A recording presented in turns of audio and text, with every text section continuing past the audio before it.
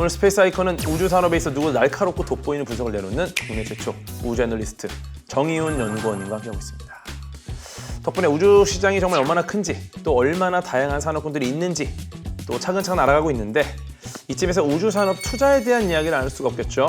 네, 글로벌 우주 강국과 우리나라 우주 산업 투자 현황에도 차이가 좀 있을 것 같은데 어떻습니까? 크게 이제 시장을 발사체 시장, 그리고 위성 시장, 위성 서비스 시장, 네. 그리고 지상 장비 시장, 예. 이렇게 네 가지로 보고 있는데, 전반의 영역에서 우주 산업의 투자가 굉장히 활발하게 진행이 되고 있어요. 특히 위성 발사 수요가 최근에는 폭발적으로 많이 늘어나고 있습니다. 예. 비단 우리나라뿐만 아니라 이제 미국, 중국, 그리고 유럽, 일본 등 주요국들이 위성 발사를 엄청 많이 하려고 준비를 하고 있어요. 이제는 관심이 없는 국가가 없다고 봐도 과언이 아닙니다. 맞습니다. 그래서 예. 지구에서 발사된 위성의 숫자 차트가 있는데, 보시면 수직 상승을 하고 있어요. 그래서 내 계좌가 저렇게 올라야 되는데, 아하. 내 주식이 저렇게 올라야 되는데, 근데 위성 숫자가 그만큼 빠르게 올라가고 있습니다. 우리나라도 4차 우주개발진흥 기본 계획에 따르면 2027년까지는 한 10개 정도씩 발사를 하다가 28년부터 거의 50개 이상씩 크게 증가를 해요. 위성 발사 수요가. 그래서 지금 전 세계적으로 위성 발사에 대한 수요가 엄청 많다라는 부분을 말씀을 드리고 싶습니다. 또 우리나라 같은 경우에도 이제 관측 위성이 좀 많죠. 네. 아무래도 우리나라 같은 경우에는 전 세계적으로 봤을 때 통신 위성보다 관측 위성 발사 수요가 훨씬 많은 것 같아요. 세계적으로는 조금 그러면 통신 관측 좀 비율이 비슷한 정도? 예, 통신 관측 거의 비슷한 수준으로 이제 많이들 발사를 하고 있는 거죠. 그렇군요. 네. 아마 뭐 많은 분들께서 궤도가 과연 이 질문을 할까? 만약 언제 할까? 이런 고민하면서 기다리시는 분들 계실 텐데, 애널리스트님 나오셨으니까 지금 가장 뜨는 우주 산업. 그래서 뭐 사야 됩니까? 사실 저는 주식을 잘 못합니다. 어떻게 사는지를 몰라요. 경험적으로 똑똑한 사람들은 주식을 못 하시는 거예요. 왜냐면 저희 쪽에 대선배님 뉴턴 선배님이 한번 해운 주식에 그냥 물리셔가지고 교수 연봉으로 번 돈 다 가르셨어요. 저 대선배님이긴 하길래 네. 학교 선배님이신 줄 대선배님이신데 일단 대선배님이 그런 상황이라서 저는 또 감히 좀 하기가 어렵습니다. 제가 말씀드리고 싶은 부분은 결국에는 투자에도 타이밍이라는 게 있거든요. 그러니까 우주 산업의 시장이 커지는 타이밍은 맞는데, 그 커지는 타이밍에서 어떤 영역들이 지금 스포트라이트를 받고 있구나. 그러니까 사실 지금이 중요하잖아요. 이미 커버린 시장에다가 하는 건 또 약간 어려움이 있을 거고. 그리고 지금 크는 시장도 중요하고 향후에 뭐가 커질지도 중요한 거니까. 그쵸. 우선 지금 커지고 있는 시장은 첫 번째로 말씀을 드린 위성 제조 쪽입니다. 제조. 예. 일단 알맹이. 예, 위성을 많이 발사하다 보니까 현재 지금 많은 자본이 투입되고 자금이 많이 몰리는 시장이 이제 위성 발사 시장. 그렇군요. 예, 발사 시장에서 위성 제조 쪽을 아하. 말씀을 드리고 싶어요. 그래서 지금 현재 관련된 기업들이 실적도 가장 좀 두드러지게 나오는 그림이 나오고 있습니다. 그래서 어떤 위성 제작에 투입되는지 살펴야 되고, 이게 여기서 좀 잘 보셔야 되는 부분은 뭐냐면, 위성도 되게 다양하게 있잖아요. 그러니까 위성이라고 해서 모두 같은 기능을 수행을 하는 게 아니라, 관측 위성을 이제 잘 만드는 기업도 있고, 통신 위성을 잘 만드는 그렇죠. 기업도 있고. 이게 분야가 아예 다르기 때문에 맞습니다. 이게 뭘 잘해야 되는지는 사실 완전 위성에 따라 달라집니다. 예. 어떤 위성 지금 사업이 많이 추진되고 있고, 관련돼서 국가 수주가 어디가 나올 것이라는 부분들을 좀 파악을 하셔야 되고, 그리고 향후에는 그럼 어떻게 될 것이냐, 위성 발사가 많아지면 그때부터는 서비스 시장이 확대가 될 것이죠. 그래서 서비스 관련된 기업들을 많이 보시는 게 좀 투자하시는 데 많이 도움이 되지 않을까 생각을 하고 있습니다. 좀 정확한 정보는 없고 그냥 좀 교과서적인 내용이네요. 아무래도 종목을 말씀을 드리면 이게 저도 할 수 있는 얘기인데 여러분, 일단은 위성입니다. 네. 그 다음은 서비스입니다. 아시겠죠? 이게 뭡니까? 좀 디테일하게 말씀드릴게요. 디테일 한번 주세요. 국내에서 위성 제작으로 이제 몇몇 기업들이 있어요. 국내 네. 기업들. 예, 좋습니다. 국내에서는 관측 위성에 대한 수요가 상대적으로 많다라고 했잖아요. 예. 국내에서 관측 위성을 이제 주로 만드는 기업 중 하나가 세트레가이. 세트레가이는 또 굉장히 고전의 또 인공위성을 만드는 또 이 스몰셋 만드는 것 아닙니까? 맞습니다. 야, 저희 선배님들도 많이 가 계시고 후배님들도 많이 가 계시고. 그래서 예. 세트레가이 같은 경우에는 우량한 기업입니다. 관측 위성을 하나를 통째로 만들 수 있어요. 아하, 맞아요. 예, 그냥 부품만 A 가는 게 아니라. to G를 다 만들죠. 맞습니다. 납땜도 합니다, 직접. 네. 예. 그래서 세트레가이가 있고, 또 하나 시스템도 하나 시스템. 위성과 관련된 강력하죠? 쪽을, 네, 많이 하고 있습니다. 예. 그리고 국내에서 통신 위성 쪽과 관련된 부분은 뭐가 있냐면, 그 유텔셋의 원앱이라는 서비스가 있어요. 어허. 그러니까 아까 말씀드린 것 중에 스타링크 아까 말씀을 드렸잖아요. 저기도 위성통신 사업자로 제일 유명한 게 스타링크인데, 3대 기업이 있어요. 전 세계적으로. 오. 그 제일 먼저 앞서 나가 있는 게 스타리크고 그렇죠. 두 번째가 유텔셋의 원앱 서비스입니다. 아. 세 번째가 아마존의 카이퍼 프로젝트가 아하. 있습니다. 제프 베조스의 아마존이 또 사업을 하고 있거든요. 그래서 이 세 개의 기업이 메인인데 이제 국내와 연관된 부분은 원앱에 주요 이제 지분이 들어가 있는 기업이 이제 국내에 또 하나가 있어요. 야, 하나가 또 선견지명이 있네요. 네, 그래서 야. 지금 아무래도 저기도 위성통신 같은 경우에는 글로벌 사업이잖아요. 원앱 같은 경우에는 국내에 이제 서비스를 할 수도 있단 말이에요. B2B 식으로. 아, 예. 그때 이제 들어왔을 때 하나가 좀 관련해서 안테나를 납품한다든지 아니면 서비스를 좀 추진한다든지 이런 역할을 좀 하게 되지 않을까 이렇게 좀 보고 있습니다. 좋습니다. 사실은 이제 뭐 우주 산업하면 빼놓을 수가 없는 기업이죠, 하나는. 예. 뭐 하나 외에도 지금은 숨어 있지만 앞으로 유명해질 관련주들도 있지 않겠습니까? 네, 숨은 우주 섹터 관련주 찾는 법. 좀 저희 구독자분들께 공유를 해주시죠. 우주 산업 투자하실 때는 네. 리스크가 좀 많이 따릅니다. 아, 어쩔 수 없죠, 그거는. 네, 왜냐하면 대개 우주 산업 이제 스타트업 기업이라든지 기업들이 수익성이 그렇게 좋지 못한 그런 경우가 이야기도 많이 합니다. 우주 산업은 약간 꿈에 투자한다.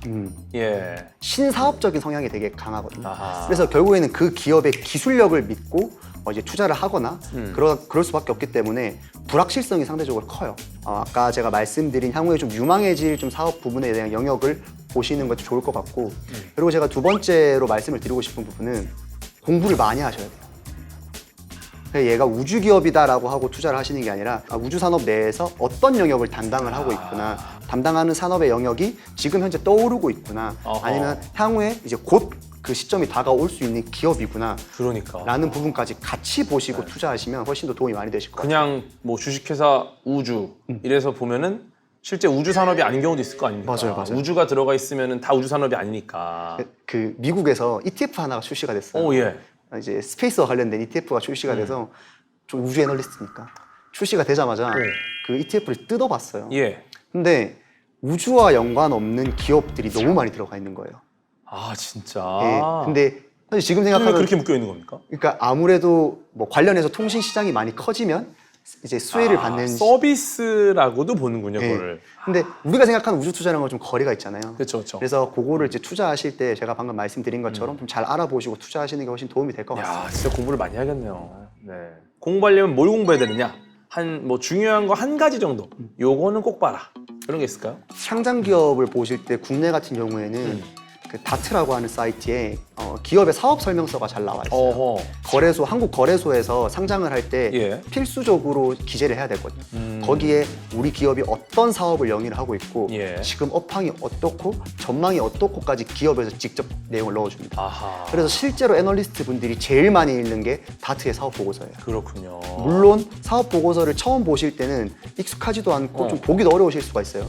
그런데 계속해서 그거를 읽는 연습을 많이 하시고 읽다 보면 나중에는 기업을 얘기하자마자 자연스럽게 들어가서 보실 수가 있기 때문에 인터넷에서 그런 내용을 찾는 것보다 좀 사업 보고서를 보시면 많이 도움이 될 것이다 이렇게 또 말씀드립니다. 인터넷에서 보기 힘든 내용들이 많이 들어가 있겠네요. 맞습니다. 기업에서 우리 회사를 어떻게 보는지, 그쵸, 우리 회사가 생각하는 유망한 사업 부문이 뭔지도 잘 담겨져 있습니다. 그렇군요. 우리 정 애널리스트님과 함께 하니까 우주의 새로운 면들이 좀 많이 보이는 것 같습니다. 지금까지 얘기한 대로 만약에 투자를 하셨다면 통장 잔고가 좀 든든하신가요? 저는 그 법상 오, 현행법상 투자가 좀 제한되어 있어요.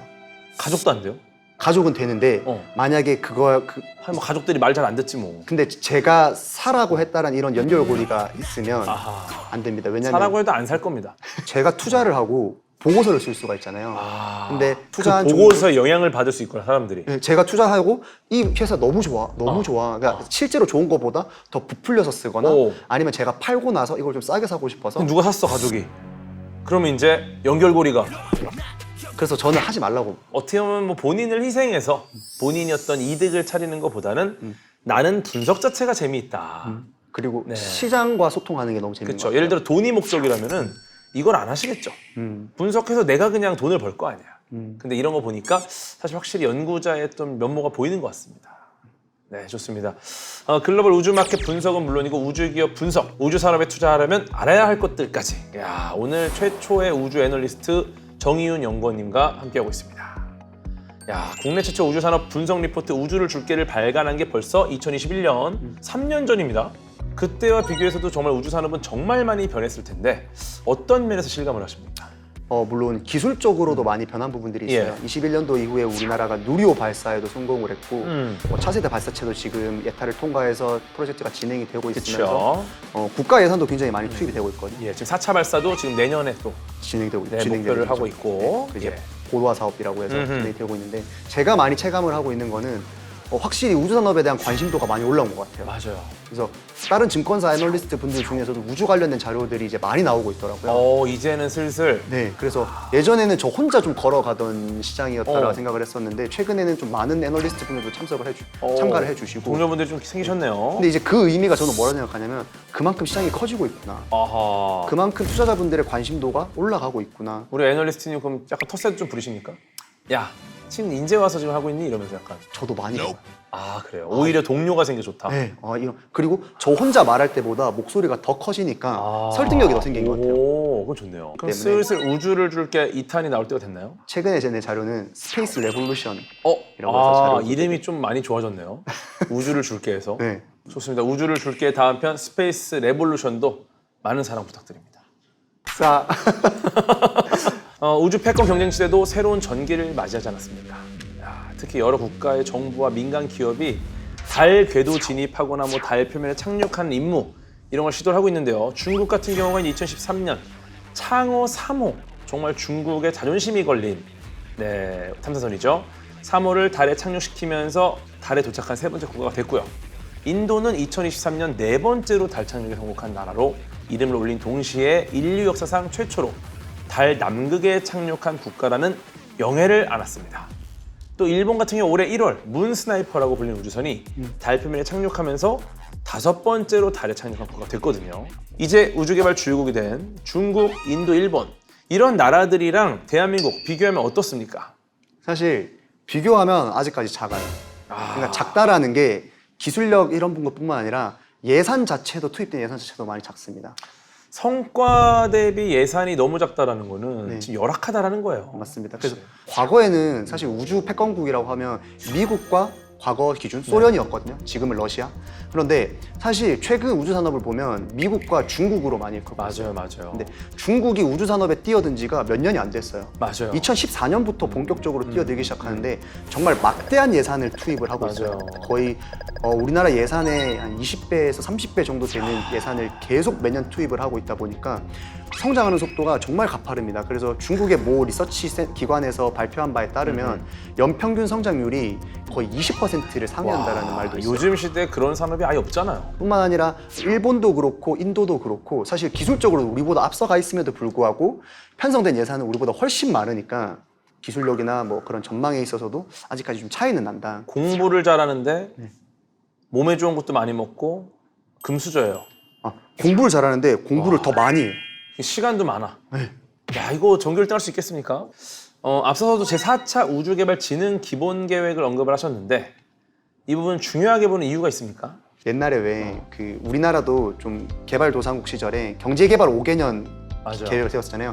우주 개발도 비슷하게 5년마다 한 번씩 계획을 수립을 해서 2007년부터 3차가 진행이 됐고 2022년 12월 달에 4차를 승인을 해가지고 4차가 지금 진행이 되고 있습니다. 그래서 국내 우주 산업을 보실 때 이 4차 우주개발진흥 기본 계획의 내용을 살펴보시면 우리나라 우주 산업의 돈의 흐름이 이쪽으로 가는 거구나라고 아실 수가 있으실 거예요. 그래서 크게 세 가지 정도로 요약할 수 있을 것 같습니다. 첫 번째는 더 좋은 발사체를 만들어서 더 많은 위성을 발사하자.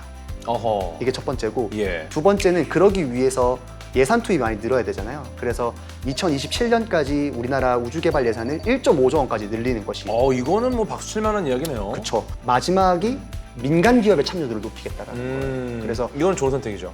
과거에는 사실 좀 일방향적인 탑다운 방식으로 진행이 됐으니까. 그래서 국가에서 우리가 프로젝트를 진행을 하면 그거를 이제 각 기관들, 대학들이 가져가서 이제 개발하는 형태. 맞습니다. 그리고 그걸 쫙 모아서 만드는 형태였는데 이제는 그 개발 과정에 있어서도 민간 기업의 참여도를 높이고 자연스럽게 기술 이전도 되면서 국가 입장에서는 투자금도 아끼는 거죠. 그래서 일석이조인 형태가 되는 거고 그거는 비단 우리나라뿐만 아니라 전 세계적인 추세인 것 같아요. 그래서 각 국가 우주개발 국가들을 살펴보면 짝꿍이라고 할까요? 그 기업이 또 붙어 있는 맞아요, 경우가 맞아요. 많습니다. 미국 같은 경우에는 스페이스X, 스페이스X. 예, 그리고 일본도 미쓰비시라고 하는 중공업 맞아요. 기업이 있는데 네. 이렇게 붙어 있고 우리나라에서는 그 역할을 이제 하는 게 하나. 하나죠. 그러니까. 사실 우주 개발에 나선다라는 거는 수익적인 측면보다 투자에 좀 더 치중을 두는 그럼요. 거고 리스크를 안고 예. 우리가 한번 이게 좀 선구자적인 마인드로 하이 리스크 하이 리턴 한번 보여주겠다. 그러니까 저는 사실 내년에 이제 4차 발사가 좀 기대가 많이 돼요. 4차 발사가 한화 에어로스페이스가 주도적인 역할을 하는 거죠. 맞아요. 이제는 메인이고 네. 이제는 뭐 국가 항우연이나 다른 기관들이 이제 도와주는 서포트. 역할이죠. 네, 맞습니다. 네, 좀 기대가 많이 됩니다. 그럼 마지막으로 대한민국 우주 산업의 전망과 과제를 한번 들어보겠습니다. 저는 되게 좋게 보고 있어요. 어, 글로벌 우주시장 자체가 많이 커가고 있는 것도 사실인데 예. 두 번째 우리나라 우주 산업 자체도 굉장히 경쟁력이 있습니다. 특히 우리나라는 방산업종에 대한 로열티가 굉장히 크기 때문에 방산업종과 이제 우주 산업도 굉장히 연관성이 굉장히 높거든요. 그쵸. 그러다 보니까 그런 부분에서 시장 개척이 좀 많이 이루어질 것으로 보고 있고 과거에는 한미 미사일 지침이라든지 이런 좀 제한들 때문에 위성 개발 쪽에 많이 좀 더 포커스가 맞춰져 있었는데 이제 미사일 지침이 해제되고 또 누리호 발사 성공으로 인해서 발사체 시장에 대한 어떻게 보면 기술 진보라든지 유의미한 성과도 지금 현재 많이 기대를 하고 있습니다.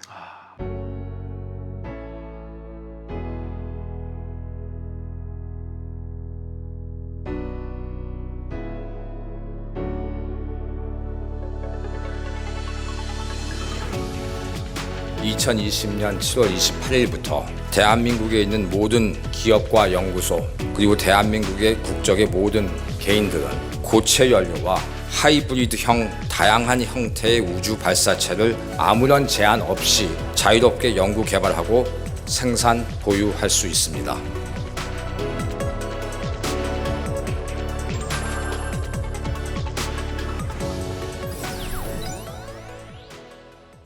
네. 오늘 함께 하셨는데 어떠셨습니까? 사실 너무 좋아하시는 분이랑 같이 방송할 수 있어서 방송하면서도 너무 재밌었어요. 아주 고맙습니다. 그래서 그 앞으로도 좀 계속 궤도님도 과학 커뮤니케이터로서 좀 더 역할을 열심히 해주시고 저도 우주 애널리스트로서 관련된 자료, 좋은 자료들 많이 써야겠다 이런 생각도 많이 들었습니다. 예, 저는 이제 연구자들이 할 수 없는 이야기를 더 알리고 대중에게 더 알려드리고 어떻게 좀 그 우리 애널리스트님과 저와 좀 맥락이 다 있지 않나 네, 이런 생각을 하고요. 앞으로 대한민국 최초의 우주 애널리스트로서 좀 꿈이나 목표가 있을 것 같은데 우주 섹터도 나중에 산업군으로 꼭 들었으면 좋겠다. 편성될 만큼 커졌으면 좋겠다는 이제 생각입니다. 그리고 야. 그 시점에 가서 제가 우주 애널리스트로서 이제 애널리스트 상을 받게 되고 다시 한번 스페이스 어브 TV에 출연해서 그때는 이제 제가 당당하게 우주 애널리스트 분야로서 이제 상을 받았다 이렇게 좀 말씀드리고 싶은 순간이 왔으면 좋겠습니다. 아 좋습니다. 네, 스페이스 오브 TV에서 다시 한번 모실 날을 기대해 보겠습니다. 오늘 스페이스 사이클을 풍성하게 채워주셔서 감사드리고요. 네. 네, 지금까지 여러분의 우주선장 궤도였습니다. 스아.